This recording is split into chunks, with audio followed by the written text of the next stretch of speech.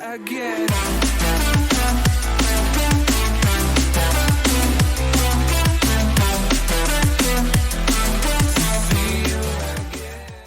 Welcome back to the Reverbium podcast.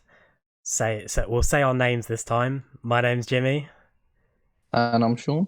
Okay. I honestly thought you weren't going to say anything there. Just wait to the end. Yeah. Just randomly during the middle, I'll go, and I'm Shaun. Yeah, definitely was waiting for that. We were going to start off with a jingle, but Shaun didn't want to sing it, so you can all complain to him. He came up with the idea to sing the Pokemon theme song, but then wouldn't do it. How do you feel? Because I'm not gonna you're not gonna commit damage. To what I said. I'm not gonna damage the listeners' ears with my awful singing voice. I'm saving everyone. That's what I'm doing. I'm disappointed in you. That's all I have to say. All right, we're gonna get straight into it because it's a very warm day. I don't want to sit here with my headphones on for about 3 hours, so let's do it now.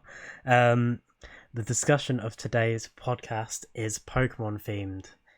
We're going to be talking about a Pokemon Generation 9 leak, which came to our attention a few days ago. We're also going to be discussing the possibility of Diamond and Pearl remakes or Platinum remakes, whatever they want to decide to do, if that was to happen. And we're just going to discuss the state of Pokemon as it is right now. So I think we should probably stick to the leaks to start it off, right? Well, we should just say for a fact that this is purely rumour. It's a rumoured leak. Yes. It's not an actual leak. It's straight rumours. We don't know if it's true. It probably isn't. The source is a bit, it's not great, but it's an interesting concept. Included, yeah. What's included? A lot of discussion points you can bring from it. So, which is what I've decided to talk about in this podcast. The start of it is we'll read the leak right now. It says to start with, there will not be any Diamond and Pearl remakes according to this leak, and it says you'll understand why as we continue to read. Nintendo and the Pokemon Company are preparing Generation 9 of the main series to be the definitive Pokemon experience for the foreseeable future, with no more mainline titles planned after.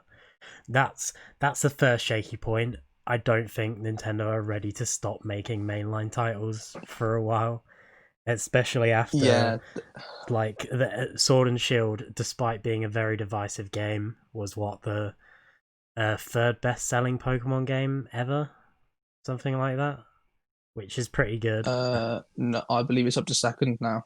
Second? It's either second or first. Okay, well, it's top 3. So, this whole thing sort of falls flat on the fact that Nintendo, why would the Pokemon Company just make one big game instead of making Diamond and Pearl remakes, which they'd make probably more money than Sword and Shield on, and then create another mainline game? Why just create one game? But we'll get into the rest of this.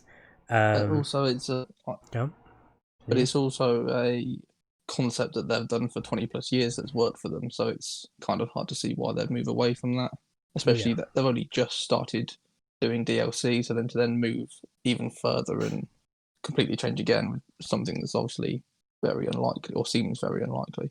Yeah. The rest says, while this title will still have a single player story, it is being developed with heavy emphasis on online multiplayer and have a continuing games as service, those are in quotation marks, model.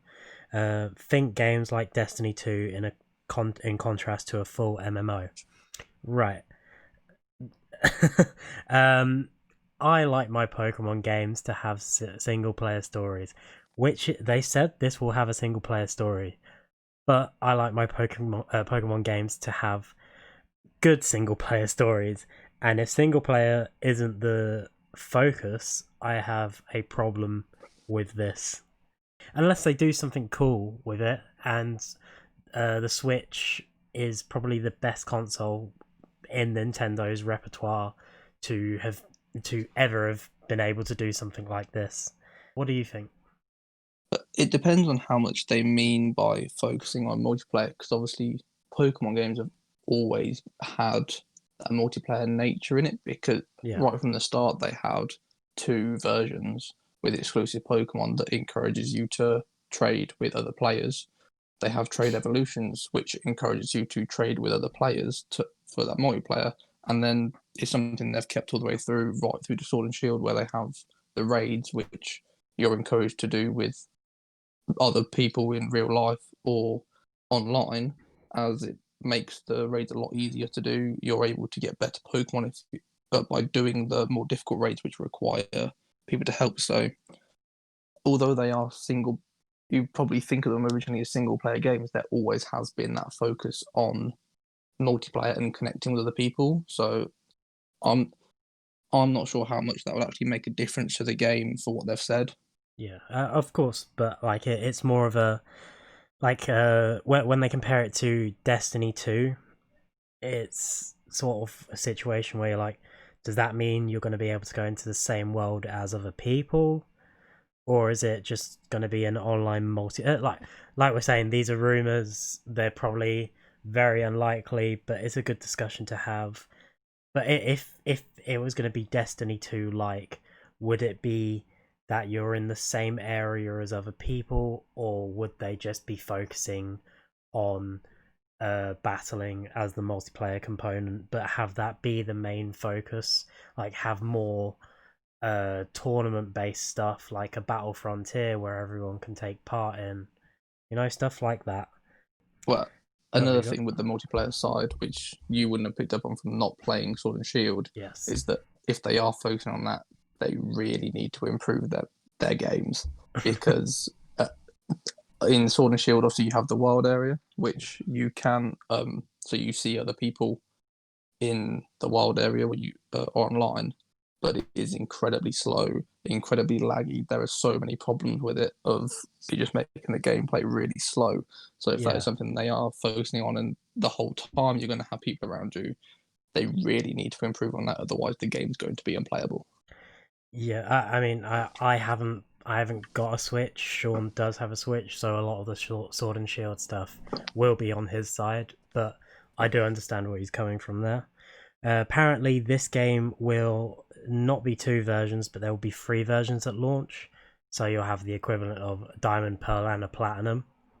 Um, it says each version not only determines what exclusive Pokemon will be available, but also what starter Pokemon you will receive and in what part of the region you will start your story. This is where it gets really interesting. The new region is based around the Adriatic and Ionian, I think, seas, with both Greek and Roman influences being reflected within it, and will be completely open world with a free roaming camera like the current wild area. You'll be able to challenge the 8 gyms in any order, with the entire game scaling based on how many badges you have. For example, if you fight a gym leader with no badges, he may use only a team of 2 Pokemon, while the same gym leader will use a different team of 5 if you have 6 badges. NPCs throughout the region will also have their own Pokemon teams, and levels scale based on your number of badges. I feel like this is something a lot of people have wanted for a while from Pokemon.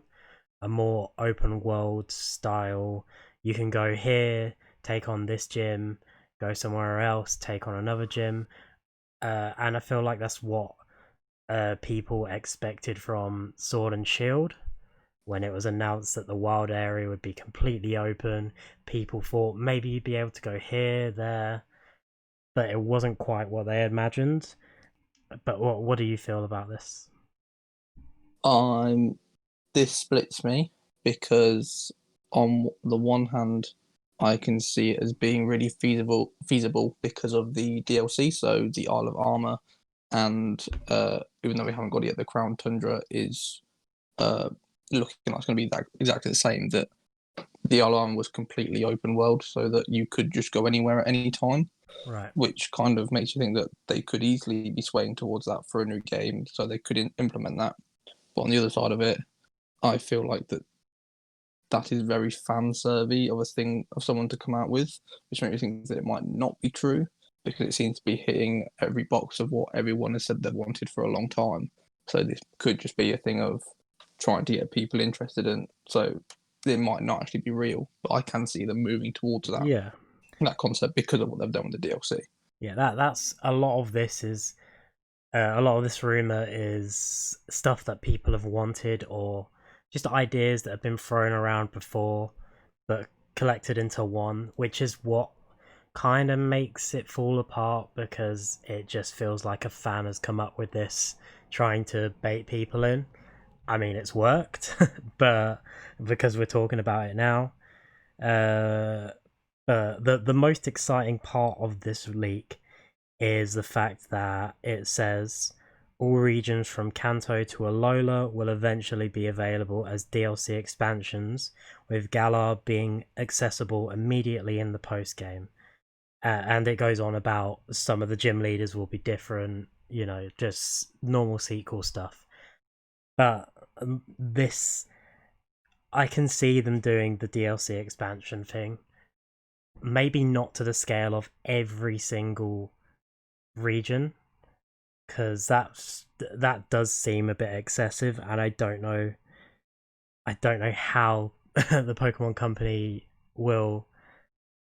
I don't know how they'll think like, oh, we can't make any money from making Diamond and Pearl remakes, but let's shove every region into one game. It doesn't make sense to me, but it's interesting, and if they actually did do it, it would probably make it the best Pokemon game ever made.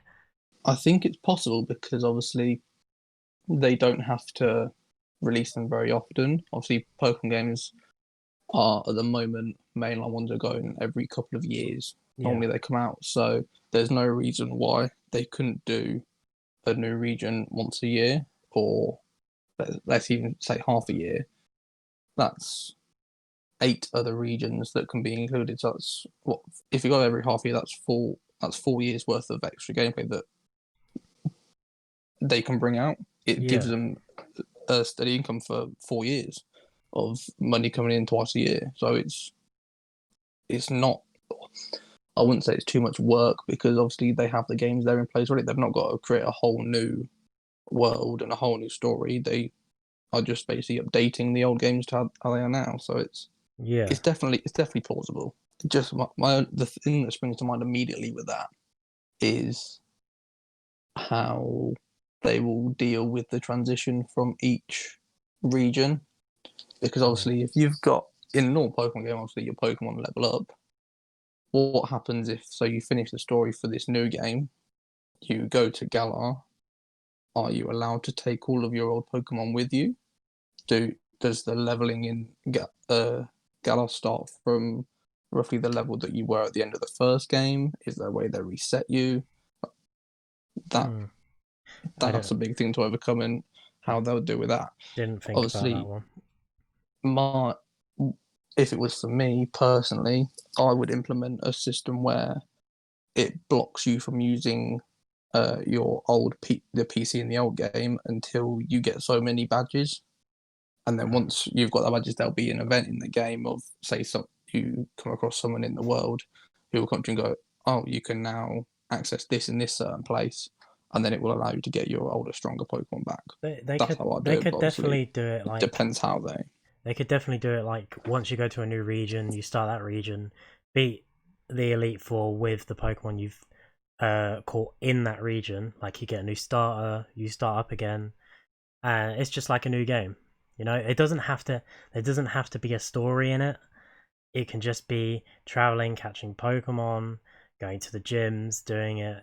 I feel like there should be a story in the main game and maybe a little bit of story in the DLC expansions for each region, but they could easily just put the focus on battling. It will take a lot of work though, because like you said, they need to focus on fixing up their battling system if they're gonna make it more competitive and focus on online. So yeah, um, that they what did they say here? That like the current generation, not all of the Pokemon will be available at launch, but more Pokemon will be added in each expansion. And they explicitly say that the reason there will be no Diamond and Pearl remakes is because the first expansion will be the Sinnoh region. And I feel like that's a bit of a cop out. This is definitely where the rumor sort of falls apart for me, because why would you start at Sinnoh? It's not the latest get. It's not like Alola, and it's not Kanto, which you'd think would be the first one introduced, unless they were counting down, like they'd start at Alola and go all the way down to Kanto. But realistically, you'd start at Kanto and go up.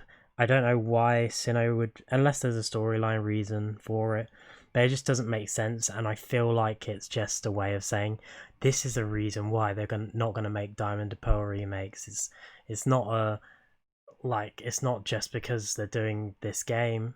It's because it's the first expansion. I feel like that sounds very made up to me. I don't know what your opinion on that is. I think again, torn on this, as I can see why they would do it first, because obviously it's the only games so far that haven't had a remake. So Yeah. they are obviously due, which is why everyone is so adamant for them. But also, in my mind, I don't see why they wouldn't do both. Do Diamond and Pearl remakes, get that money coming in, because people will buy it. They will make a lot of money from doing Diamond and Pearl remakes, and then still make this new game, and then still add Sinnoh as an expansion later on. They Yeah. can easily do both, and I don't see why they wouldn't do it, because surely they know they'd make money from it. Well, it's just if they make the Diamond and Pearl remakes, then they'll have the world that they can use in the expansion anyway. They won't have to do anything. It will be there, and they could just add it as the first DLC. They will have physically made the world in probably the same graphical style, the same design as it would be as an expansion in this world. So there's a bit of a disconnect in this rumor. There's more in this leaked rumor as well, like there'd be more integration, with Pokemon Go, which was, I don't know, was that there was meant to be some integration with Pokemon Go and Pokemon Home and Switch, but I That don't know if they're that's actually. something. Yeah, that's something that is confirmed. It's just not available yet. They did say when they announced Pokemon Home that integration with Pokemon Go would be coming just at a later date. So they've Yeah. done it with the games that are on the Switch already, which makes perfect sense because that's the easiest way to do it. And then with that, they didn't say when, but later on they would be including Pokemon Go into it. Because obviously at the moment you can move from Pokemon Go to Let's Go Pikachu and Eevee, and then from Let's Go Pikachu and Eevee into Home. But once they're in the Switch games, you can't send them back. So whether that extra bit will be you can actually move back and forth between Pokemon Go and Home is probably what the thing that will be implemented. But as of yet, we don't know when that will be. But that is something they are going to do. Okay. They also say that Mega Evolutions, the moves Dynamaxing and Gigantamaxing will all return, but they'll be limited to certain areas. The rumor is that the grass starter will be a pony which has a final evolution that's similar to a Pegasus, and it will be grass and electric typing, which, okay, I mean, seems too similar. I know the typings are off, but seems too similar to like a Galarian Ponyta and Galarian Rapidash. Also, do you know what grass types are typically like? They follow a trend, don't they? Well, Don't all the starters follow a trend? a, a lot of people say they're not. They're usually around prehistoric animals Right. or things that used to exist, but personally, like, I don't think that makes sense, especially with newer ones, because obviously you have Grookey, which is a monkey, which obviously exists now. You had a Rowlet, which was an owl, which isn't prehistoric. So it definitely started that way, but it has drifted more away from that. So that isn't the one I have an issue with. The issue is the fire starter, which we'll Yeah. get to, because that doesn't follow the pattern. Well, we'll leave that one till last. The water starter will be a snake whose final evolution is a Hydra-like Pokemon. Will be water and poison. That one Sounds does work. That is, yeah. as most water ones are normally some sort of amphibious creature. Yep. So they do water and land, which obviously a snake would do. You'd get water snakes, so that one's not an issue. That one's definitely plausible. And now we get to the big daddy of them all. The fire starter will be, well, this is incorrectly typed, but will be baby eagle. Okay, not a baby eagle, just baby eagle, whose final evolution is a griffin-like Pokemon with fire and flying type. Just attack it. Go all in. First of all, it's a great concept. I'd love that type of Pokemon. I've got to put that out there first, but it does not follow the pattern at all. Fire type Pokemon follow the Chinese zodiac. That is all but confirmed. That every single one matches perfectly, and an eagle or a griffin is not part of the Chinese zodiac, so there can't be any way that that would be the fire starter. Yeah. Twisted fire starter.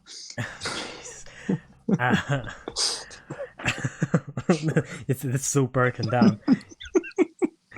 But yeah, that one. Don't get me wrong.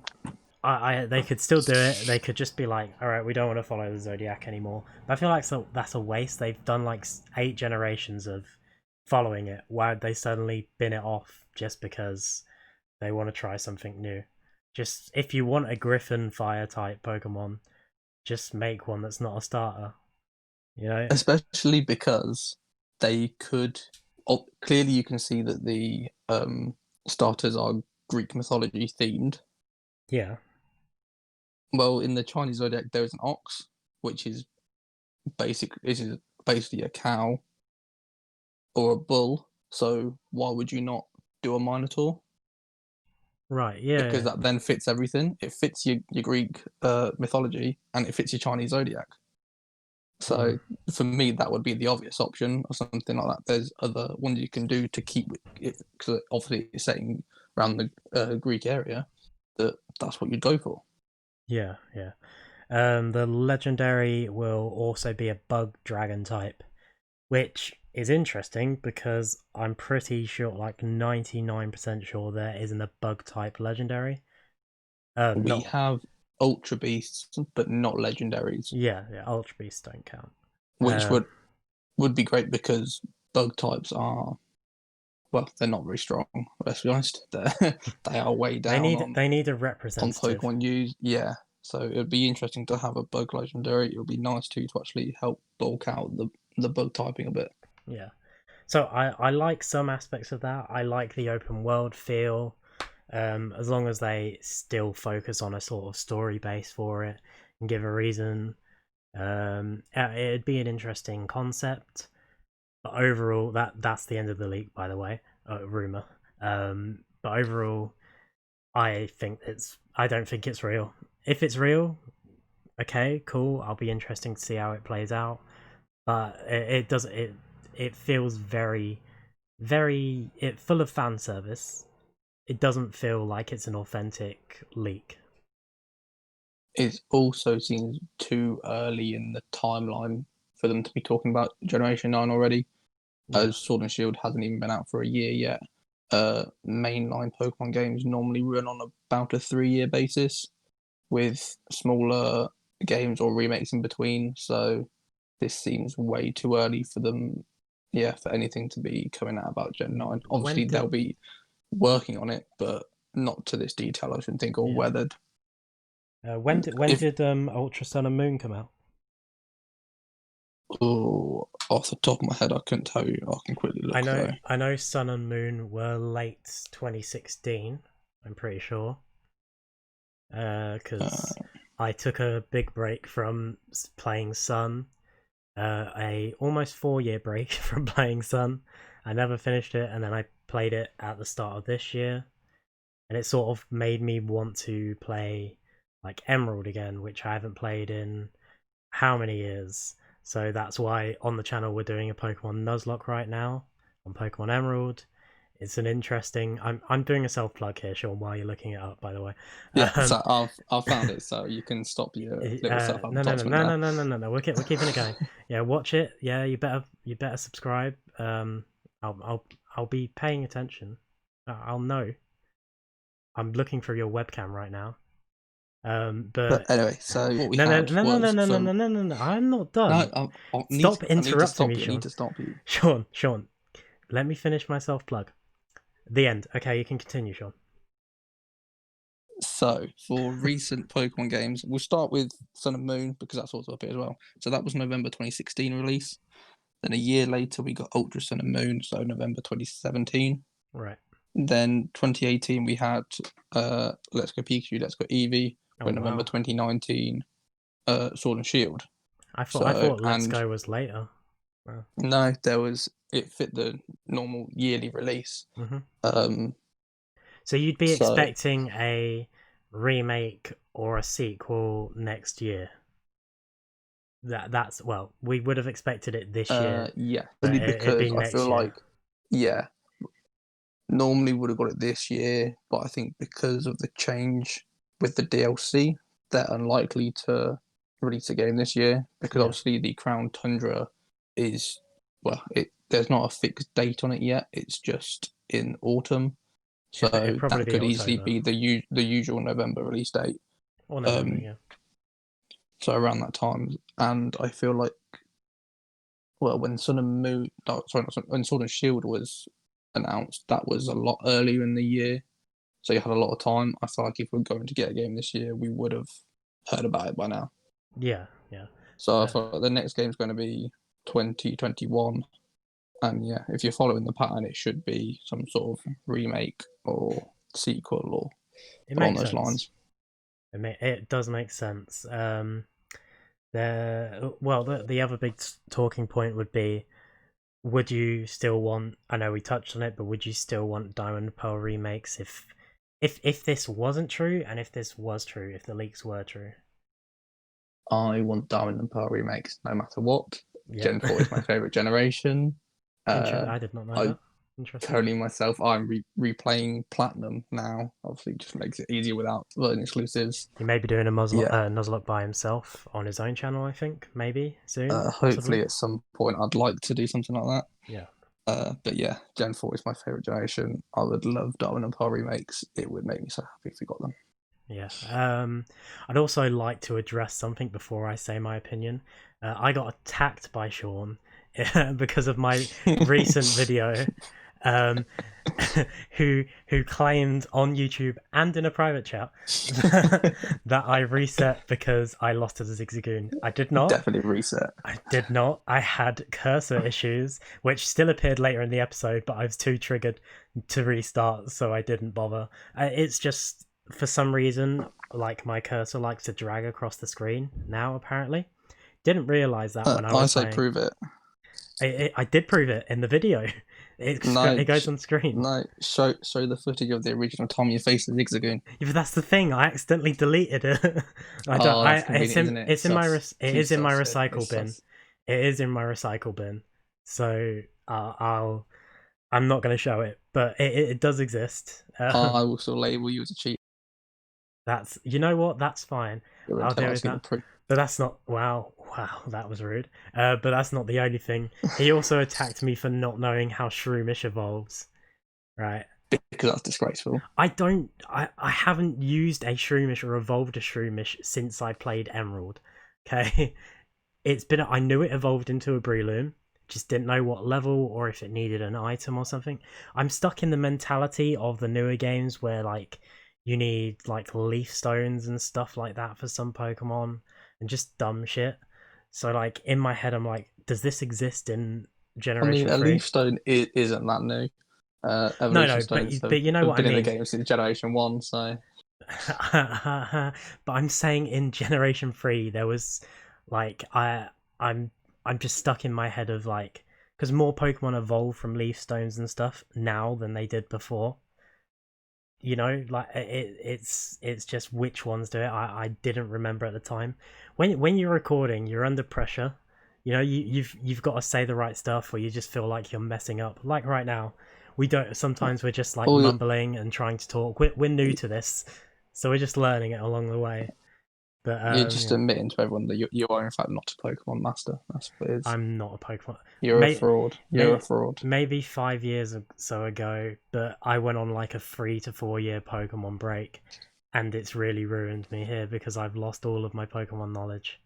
I used to know how to IV train and stuff like this. This is EV train. So I like.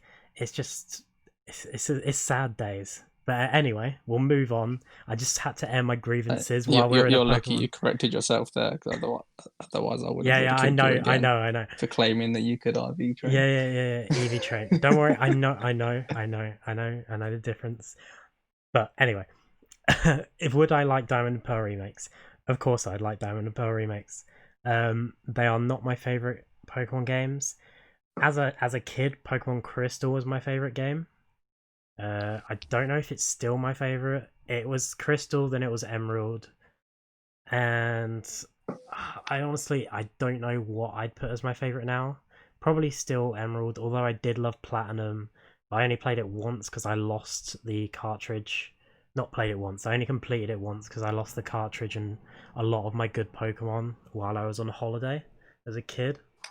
So that was a really sad time. I've never quite gotten over it. But I'd love Diamond and Pearl remakes regardless. Like we said, they could make Diamond and Pearl remakes and still make this new game with the expansion. But I highly doubt this leak is real at all. But yeah, like, do you want to discuss what your opinion on the current generation is right now? So Sword and Shield, personally, I really like the games. I like what they've implemented. That my first impression of the world there was, obviously I wasn't online for it. Was really good. It looked really nice as far as a Pokemon game goes. Obviously, Pokemon's never really been known for its graphics, especially when you compare it to other Switch games. But so for a Pokemon game, I thought it looked really nice. A really good concept. We just want to say, like, for a Pokemon game, it looks nice. I know a lot of people have a lot of problems with the graphical content, but that was the main problem on release, was the graphics, that people were upset that they didn't match other games like Breath of the Wild or something like that. But you've also got to remember, it's a was Pokemon never going game. to happen. It's a Pokemon game. It's never been about graphic. You want sprites to look good, or like actual 3D models, which they do. The Pokemon themselves look good. It's just the environments, which, you know, I played a lot of games, and graphical content is not something I really care. Graphics are good if they're great, but, like, you know, I can play a game with an amazing story and crap graphics and be fine. Like, it's not the most important thing to me. So when there's like something that's slightly a little bit less appealing to look at than, say, Breath of the Wild, I'm not gonna cry over it because they're gonna be fun to play, maybe, potentially. So yeah, I haven't played Pokemon Sword or Shield.